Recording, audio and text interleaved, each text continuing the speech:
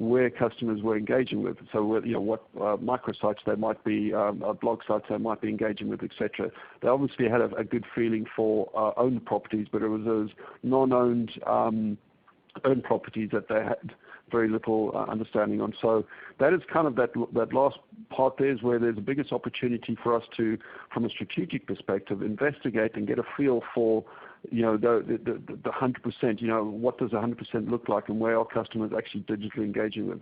And from then, we could then start to even think about, what proportion of that traffic are we seeking to optimize and think about options to actually engage.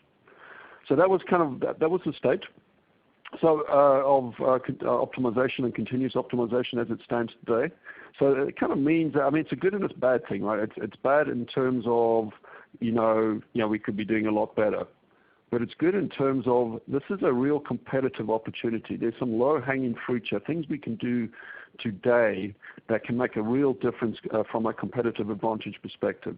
And so what I thought I might do is just talk about a couple of the firms, some of these large enterprises that we spoke to, and just to kind of show you the kind of relatively, some of them sophisticated, I don't want to downplay it, but relatively easy to achieve things that they did just to help them gain their competitive advantage.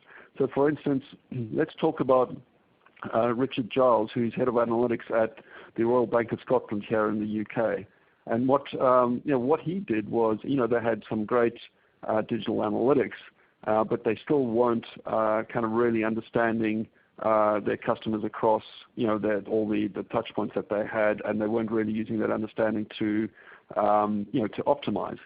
So what he did was they reorganized themselves. So he invested a little bit more in a small analytics